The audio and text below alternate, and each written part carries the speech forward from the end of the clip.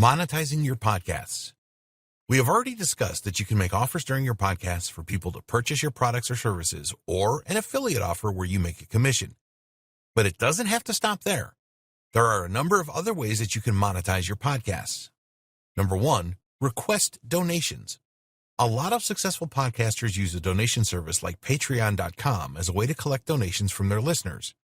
You can announce this on all your podcasts and tell your listeners that this is a great way for them to support you to create more podcasts in the future. 2, find sponsorship and advertising partners. One of the most common ways to monetize a podcast is through sponsorship.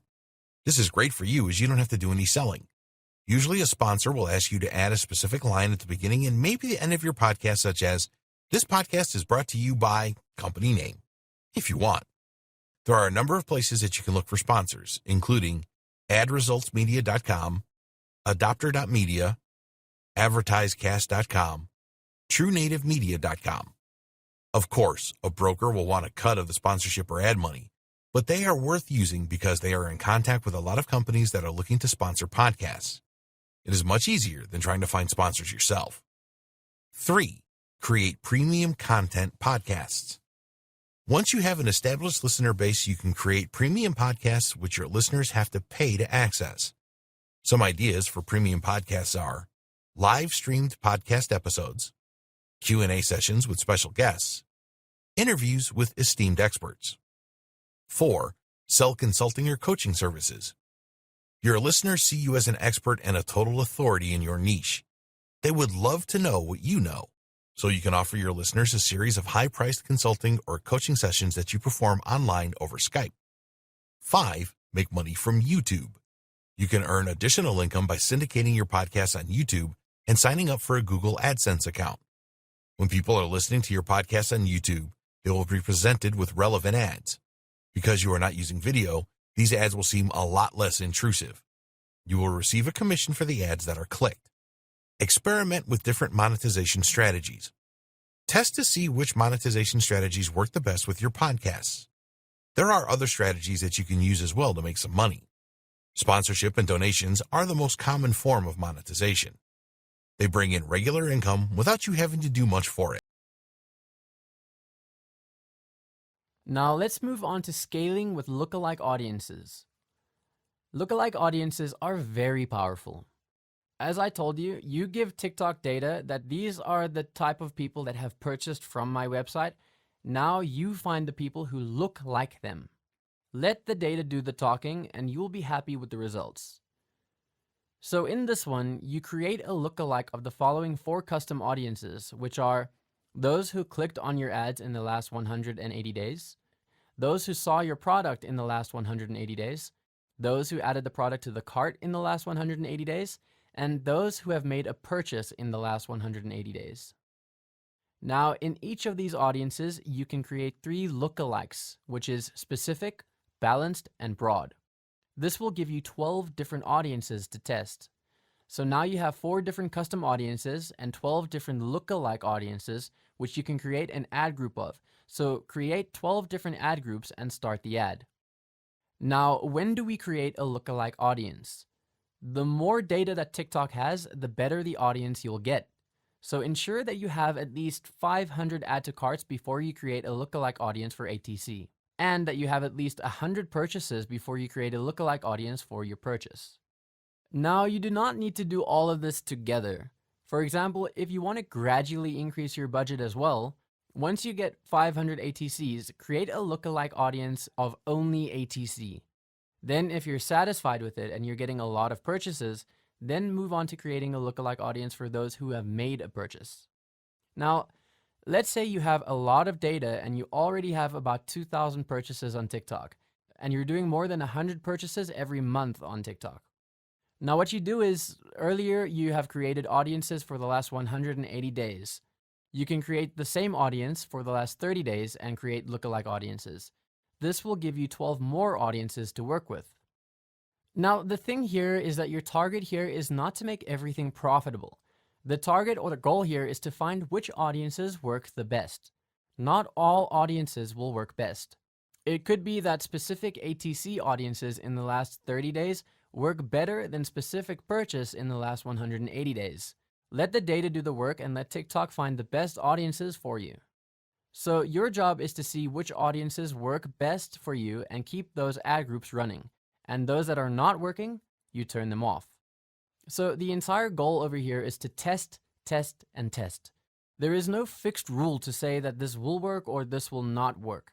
These are all different things that you can do. So what I have shared is something that I do to find my best audiences. Not every time is the same audience that will work. So the audiences that work for me will be very different from the ones that will work for you. I've given you a number of strategies, and not all of these strategies will work for you. Some will not. So once again, the goal here is to test, test, and test. Test until you find what is the best for you. Now, after you find what audiences are working the best for you, you move on to scaling with LLA. Let's say you found the top 3 audiences that work the best for you. Now, you can create separate ad groups with a very high budget with these 3 best performing lookalikes. So let's say your specific audience were ATC, purchases, and page browses in the last 30 days, and they're working best. You can create 3 different ad groups of these 3. Give them a high budget and then run them. The second option is create one ad group with all 3 audiences in the same ad group and give it a high budget. Now, if you have more than 3 audiences that are working for you, this is very good. Now, you create 2 different ad groups, the top 3 in one ad group, then the next 3 in the second ad group, and you give them a high budget and you run those ads. Most likely, if all of these audiences have worked for you, then this ad group will also work for you and will give you a very low cost per conversion. If you have any questions, feel free to write to us, and we'll be more than happy to answer any questions. We hope that you enjoyed the course. We hope that you learned and made the most of it, and all the best for using TikTok ads. Thank you.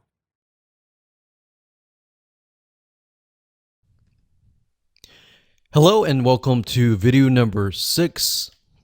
Let's talk about powerful words, because the combination between images and powerful words equals great content. It's simplified content, but it's enough to get your audience engaged. So images with motivational quotes are important. In fact, if you watch the videos beforehand where we looked at images that were part of related pages, you would have noticed that a lot of the images that were getting engagement had a lot of motivational quotes. So this is the simplified content that you can create really, really fast that will get engagement. So we're going to show you how to find quotes that are appealing to your audience. We're going to show you how to find images and more. Okay, so we're going to keep with the topic of knitting simply because we utilized that as an example in the previous videos. But what you need to do is simply go to google.com and do a search for these terms. So when you type in funny and then you put in the keyword or the niche, then it'll drop down and it'll tell you things like funny knitting memes, quotes, pictures, video sayings, GIFs, patterns, t-shirts, and more. Now, you have to get in the frame of mind of, okay, the people that are visiting your fan page, your Instagram, are they looking for funny? Are they looking for serious? What are they looking for? Now, what we like to do is we like to create a combination of and a variety of different things.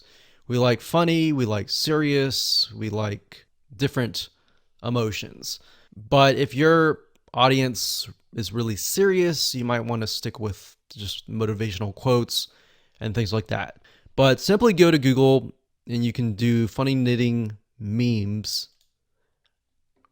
And memes are simply images with some funny text on it, as you can see here. And a lot of times you'll see things like 324, 146 best knitting memes. So That will give you some ideas on different content pieces that you can create. Now, obviously, as I said earlier, do not plagiarize, do not copy it as it is exact, but you can always rewrite it in your own words. You can always use similar images and things like that. Another keyword term that we would recommend that you use is motivational quotes, or even quotes space the keyword of your niche. So as you can see, motivational quotes, knitting, we can see other variety of search terms here.